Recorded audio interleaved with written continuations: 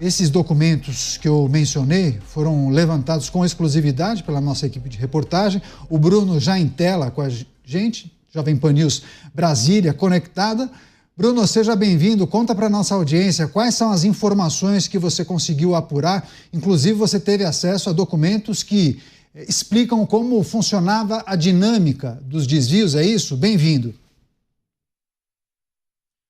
Há documentos e alguns laudos também. Ótima noite a você, a quem nos acompanha aqui na Jovem Pan. A gente inicia então essa conversa com essa arte que explica um pouquinho a dinâmica, como isso acontecia com a ajuda de representantes do Congresso Nacional. Eu tive algumas conversas, tanto com representantes de algumas entidades, para tentar entender justamente como isso aconteceu nos últimos dias e como era essa negociação.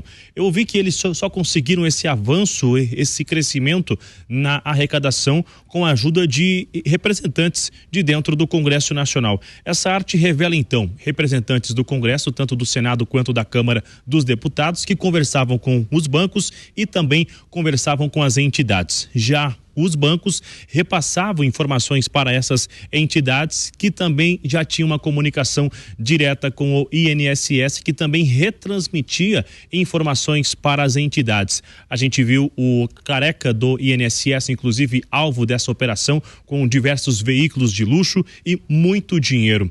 A CONTAG, que é a entidade mais antiga e está entre essas entidades, entre essas 11 que são investigadas nesta operação da Polícia Federal, ela fechou um contrato com o INSS ainda em 1990. É o mais antigo e acumula cerca de 1.400.000 associados. Acontece que esses documentos que eu tive acesso e a gente compartilha com quem nos acompanha agora, enviou um ofício em 2022 reclamando da revalidação das autorizações estabelecidas em lei. A CONTAG, ela solicitava ao INSS um termo de aditivo ao referido acordo de cooperação, no sentido de ajustá-lo ou de modo de excluir essa exigência de revalidação da autorização para esse desconto de mensalidade associativa dos seus associados e que tinha esse desconto e que seria então necessário essa revalidação. Ela estava solicitando essa exclusão dessa nova regra. No pedido sobre o governo de Jair Bolsonaro, ela solicita com urgência para ajustar o formulário e argumenta que seria importante exatamente excluir esta exigência de autorização. Já em 2023, esse já é um outro ofício que nós também tivemos acesso sobre o governo Lula, requereu a liberação de vários descontos de associados um mês antes do desbloqueio de um lote de forma irregular. No dia 2 de outubro foi requerido esse desbloqueio de mais de 30.000 associados. E em novembro, de forma irregular, o INSS acabou liberando de uma vez só quase 40.000 benefícios, alvos de suspeita também da Polícia Federal. De acordo com um documento que nós tivemos acesso, essa liberação foi feita de forma irregular, em justificativas infundadas.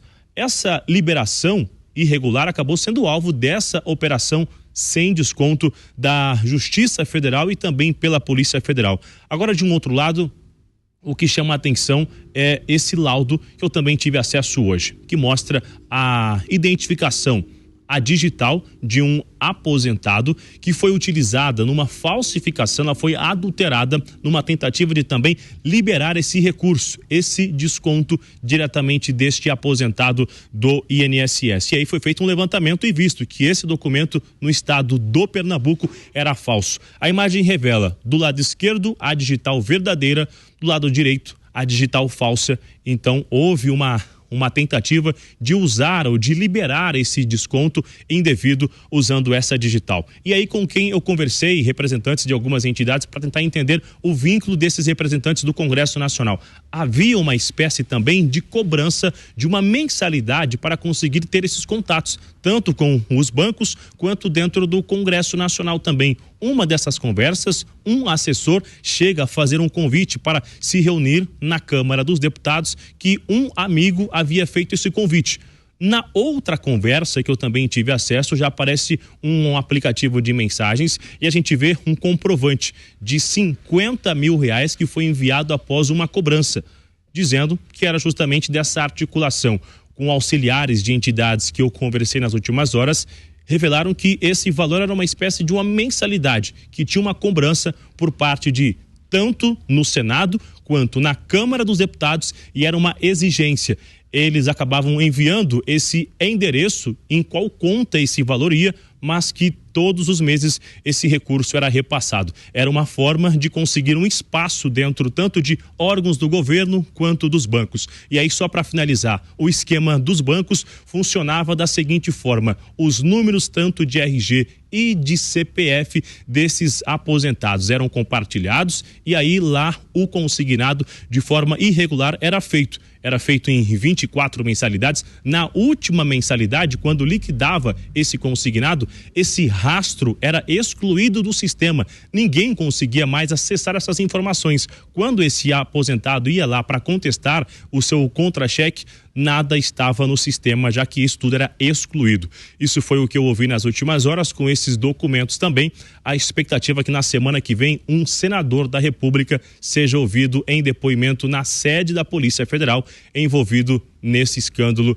dos consignados e automaticamente do INSS. Daniel Caniato.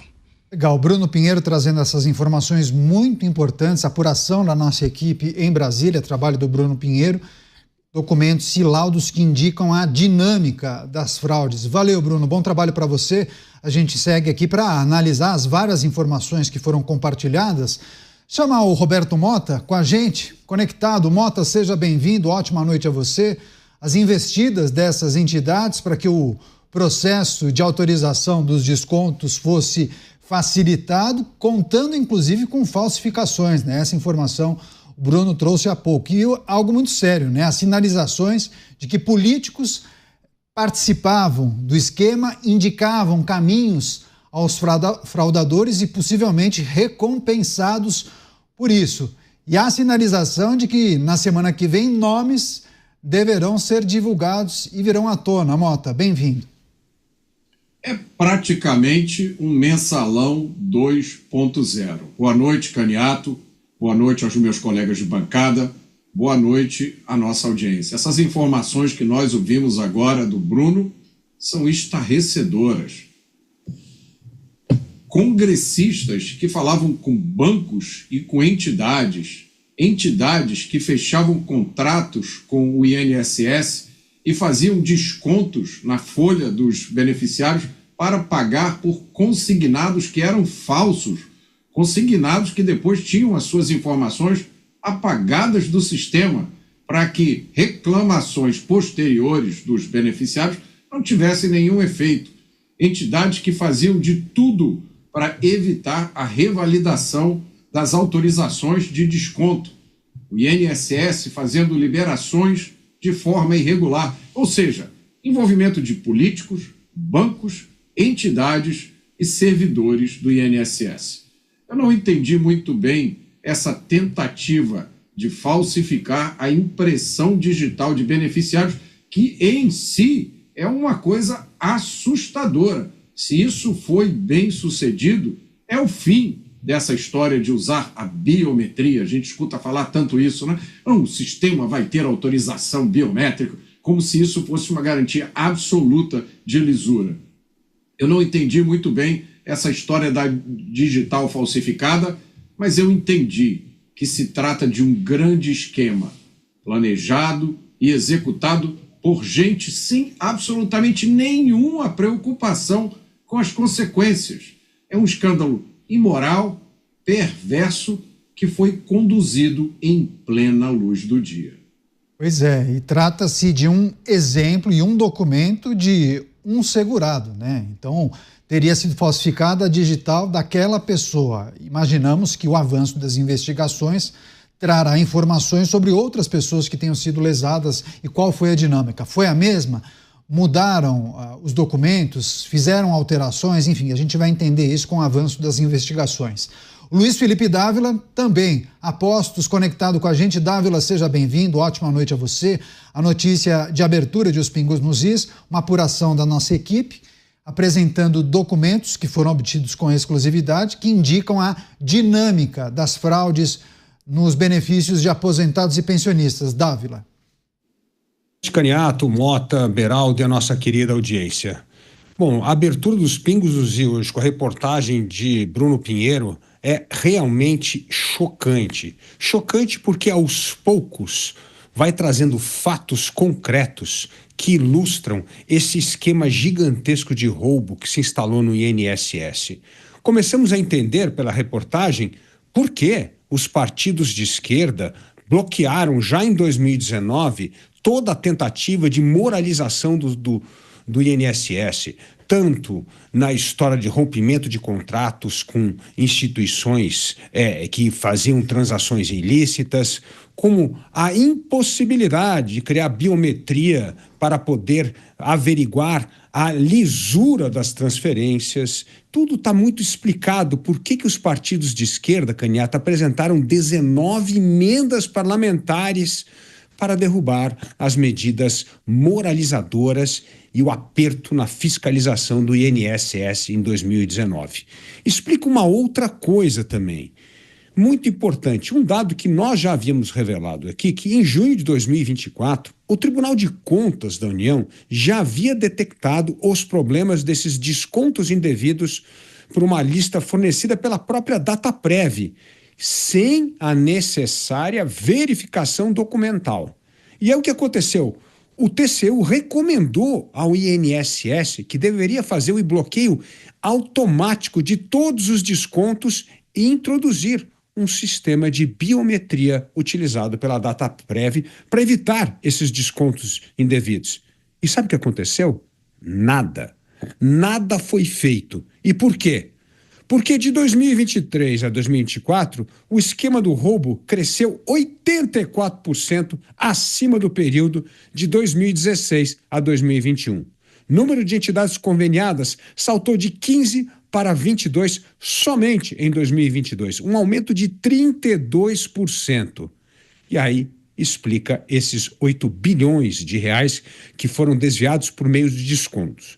E no fim da reportagem de Bruno Pinheiro, ele traz o escandaloso desconto fraudado do consignado, que o rombo é muito maior. Nós estamos falando em torno de 90 bilhões de reais. Por isso, mostra a imoralidade, a sabotagem de medidas no Congresso Nacional para vetar as medidas de controle e moralização e verificação do INSS, ou seja, há muita gente graúda no Poder Legislativo, no Poder Executivo, envolvidas até a cabeça com essa fraude gigantesca no INSS que assaltou mais de 9 milhões de aposentados. Pois é, e se as investidas das entidades para que o processo de autorização de descontos o processo foi facilitado, né? Se eles conseguiram articular junto a autoridades, pessoas da administração pública, para que todo esse processo fosse facilitado, é preciso identificar quando começou isso, quais funcionários públicos participaram, o aval foi de quem, em qual momento. Chamar o Cristiano Beraldo também, ao vivo, conectado com a gente. Beraldo, seja bem-vindo, ótima noite a você. Essas revelações na abertura de Os Pingos nos Is e também sinalização de que políticos teriam participado de todo esse processo, participaram do esquema e indicaram o caminho das pedras para que o processo fosse tão bem sucedido para essas entidades e para os fraudadores. E ainda receberam dinheiro, muito dinheiro para isso, Beraldo. Pois é, Caniato, boa noite a você, boa noite ao Bruno Pinheiro. Boa noite ao Dávila, ao Mota e à nossa audiência que nos prestigia diariamente aqui nos Pingos nos Is. Caniato, o que o Bruno Pinheiro nos trouxe mostra a importância de se ter várias frentes de investigação e reforça a urgência de que a CPMI seja instalada para dar mais um passo rumo ao esclarecimento de quem são todas essas pessoas que estão envolvidas nesse imenso escândalo. Veja que a partir de uma informação que se pega, uma mensagem que é trocada, que alguém tem acesso, que vai e compartilha e aí chega à imprensa, a gente consegue dar visibilidade ao formato que era adotado para promover essas fraudes e que certamente não é o único, é um dos formatos utilizados. A gente lembra essa questão da digital falsificada, né? A gente está no país em que, uma vez aprovada a mudança no Código de Trânsito Nacional que exigia a presença de candidatos a motoristas nas autoescolas para ter aula, logo alguém trouxe a tecnologia de falsificar a digital, fazia lá uma digital falsa que era para comprovar de maneira fraudulenta a presença dos candidatos a motorista. Então o Brasil é muito fértil na criatividade de se cometer crime, de se dar golpe.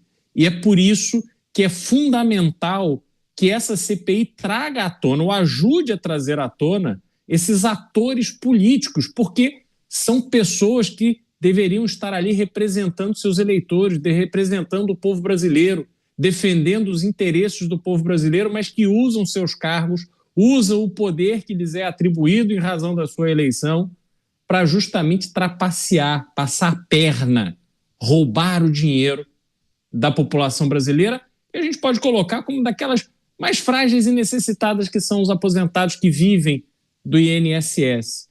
Portanto, Caniato, é um fio que começa a ser puxado no novelo de sujeira